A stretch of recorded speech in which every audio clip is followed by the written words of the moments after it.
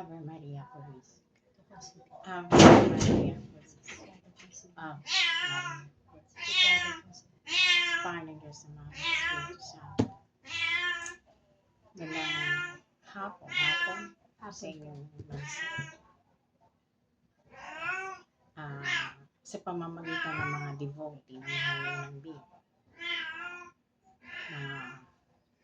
masasabi natin mga Marian Warrior tungkol sa nagaganap ngayon kasi yung nangyayari dahil ano ba ang katotohanan sa likod na yan. Bilang banal, naniniwala at nanampalataya sa aking salita, ang lahat ng aking winikat sinabi ng unang-unang mga panahon, narinig ba ako?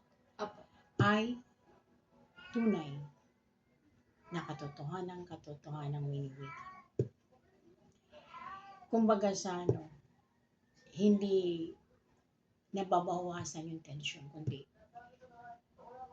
lumalala ang tensyon sa pagitan ng Inchik, Komunisang Inchik o China at ang Pilipinas na siyang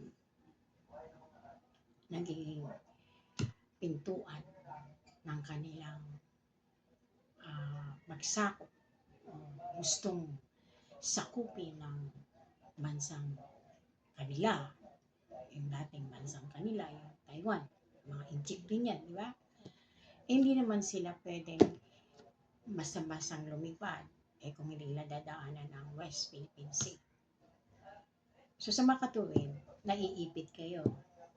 So sa kaguluhan ng Taiwan at ng Inchik at ang Amerika naman talagang hayagang sumusuporta sa Taiwan. And doon na yung kanilang panggera. Ngayon, ang Inchik naman, hindi naman pwede papasukin na agad ang West Philippine Social, South China Sea. Hindi dadaan sa teritoryo ng Pilipinas. So, kailangan, gagawin nila, strategy nila, kukunin nila yung teritoryo.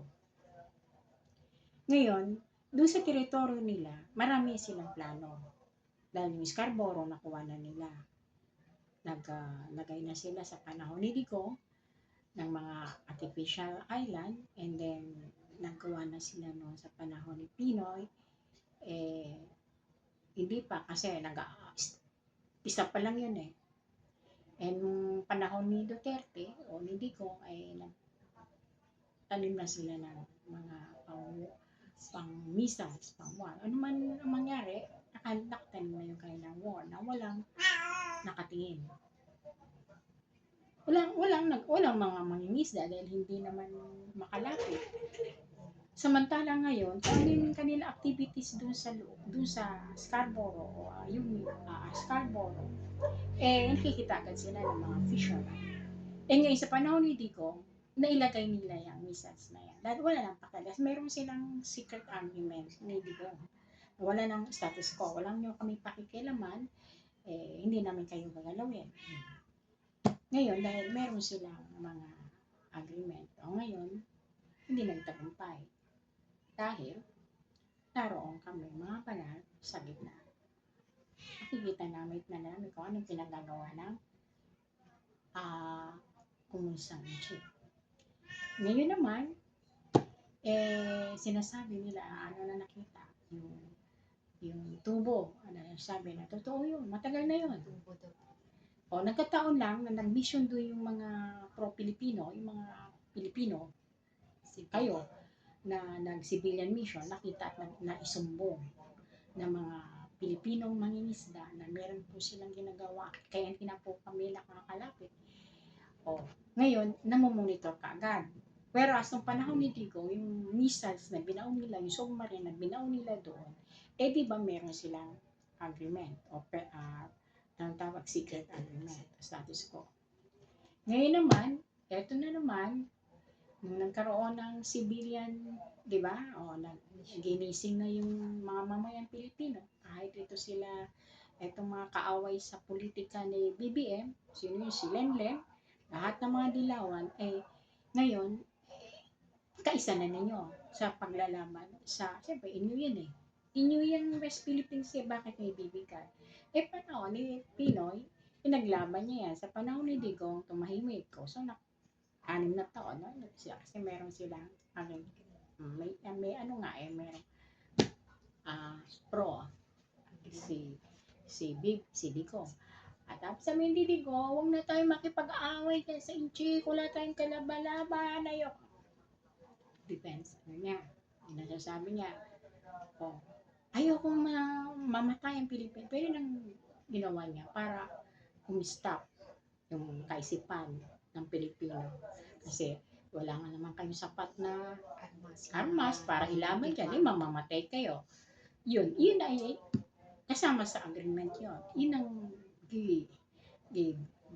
ano sa inyo ni Digong. Kumbaga, nabudol kayo. Kayo mga Pilipino, wala naman kayo alam. Hindi katulad ngayon, more aggressive ang Pilipino. Na, ano na sila, aware na sila sa ano man nangyayari sa West Philippines. Pero ang Pilipino, ipaglalaban mo, dahil yan. Siyempre, ang Pangulo ninyo, pinaglalaban yan. Siyempre, sa likod kayo ni Pangulo. Di ba? Yun naman ang inyong, yung sinabi ko sa inyo, ito sa inyo na, go, Mr. President. Ngayon, kayo ang nasa likod ng inyong Pangulo. Dahil si Pangulo ninyo ay talagang hindi siya papayag ng ito, ganyan. Tapos yung mga ibang walang pakialam, nagiging aware na sila. Kasi siyempre, iyo yan bakit mo? Kasi nga, yung Pangulo ninyo, talagang pinaglaban niya. So, ngayon, medyo agresibo dahil bina-water cannon na kaya, ma-agresibo na, binabuli-bully na kayo ng Amerika at meron naman ngayon kalaban sa local. Dito sa inyo, yung sa likod ni Digong. Sila yung mga pro-inchik. Binabayaran sila yung mga ganyan, mga tools para lang ibaksak o destabilization. Inchik din yan. Puro inchik. Nakuha na kayo in local, marami nakapasok na inchik na ang spy na meron silang binabayaran na ang gagawin lamang parang American CIA na ibaksak ang gobyernong ito dahil pag-aaway-awayin katulad politika. Kasi ang politika, mahilig kang Pinoy dyan mahilig kang Pilipino, yan ang kahinaan yung politika. Doon bumabayad ng malaki ang injik. Kasi ang Pilipino, tuto man yan. Basta malaking pera, sige na lang. Wala silang na pagmamahal sa bansa. Bahala ka dyan mga politiko, basta ako may pera. Ganun ang estado natin. At yan ang ginagamit ngayon na injik locally. Ginagamit niya si Duterte, kampo ni Duterte, at saka yung vice presidente yung babae. Binayaran na yan. Ngayon, kaso, siyempre, yung babae, mag-aantay siya. Pag siya ang luluklok, siyempre, tutulong ang injik. Iluluklok siya kung mag-distab. Siya talaga iluluklok. Matatalino ngayon. Dahil ang mga Pilipino, dahil because of yung YouTube. Aware sila. Ganyan. Alam nila kasi marami yan nag-YouTube. Tsaka marami rin ng awareness, yung kamalayan, na-analyze kung ano yung mangyayari at magaganap. Ngayon, ang nangyayari kasi ngayon, ang Pangulo ninyo, puro defense. Parang sa boksingero, moron agresibo yung kaway. Pero si Pilipinas, yung boksingero, defense lang siya ng defense. Defensive lang siya, hindi siya lalaban. Defensive lang siya. Pero yung kaway na komunista, tuntok ng suntok, siya defensive. Ngayon, kayo, mga Pilipino, kung klaseng presidente, ni water cannon ayaw. Kasi daw, para ipakilala sa buong mundo na tayo sumusunod sa, anong tawag niya? International law. Yung sasabi niyong international law na kahit na ikaw ay bully, gano'n ang ganyan, sige lang kasi sumusunod ka sa, pakita sa buong mundo na meron kang sumusunod sa law. Oo na nga. Hindi naman iyang law, nandyan yan, nanalo na nga kayo. Ngayon, ang ginagawa ng kaaway niyo, ibubuli ka dahil sila, hindi nyo na pwede itong agawin. Hindi naman yan namin tinatanggap yung mga ganyan-ganyan ninyong lolo ninyo. So, hindi na namin ito, kikilala. Ilang beses sasabi ng inchik yan. Sabi naman ikaw lang naman ang kumikilala dyan, saka international ninyo. Kayo na, pero pag once na inano kami, hindi na. Ilalaban kami, kaya pinubuli-buli namin kayo.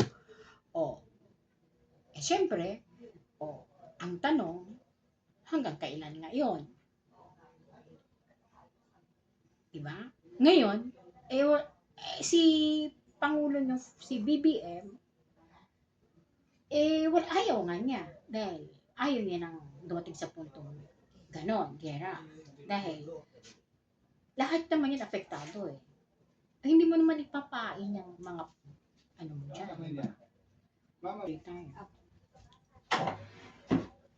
Di ganun ang nangyari.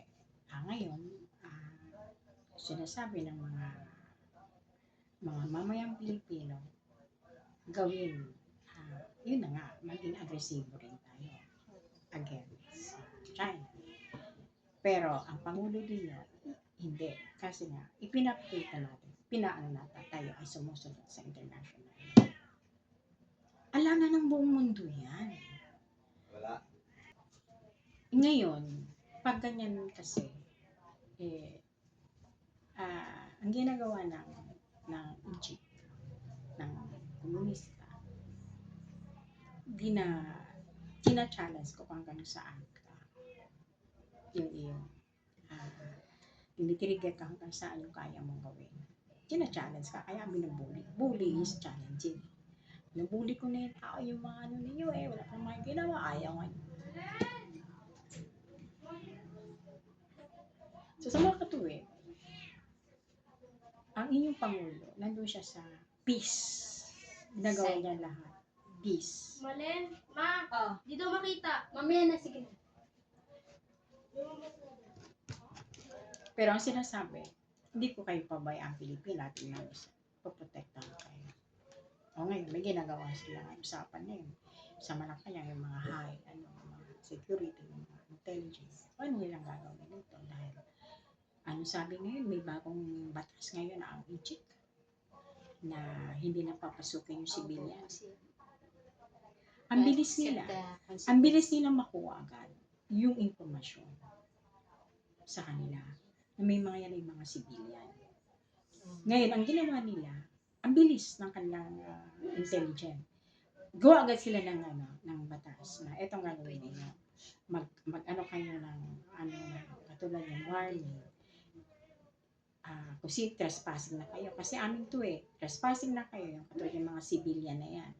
So, ang gagawin, dahil civilian yan, i-arrest namin kayo.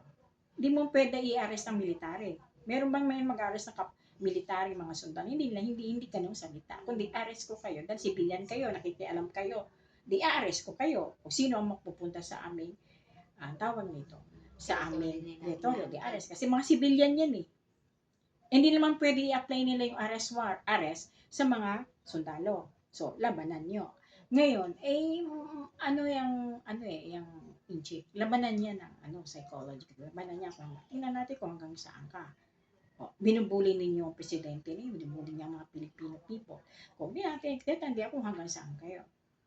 Ganon sila katuso ang Egypt Chinese.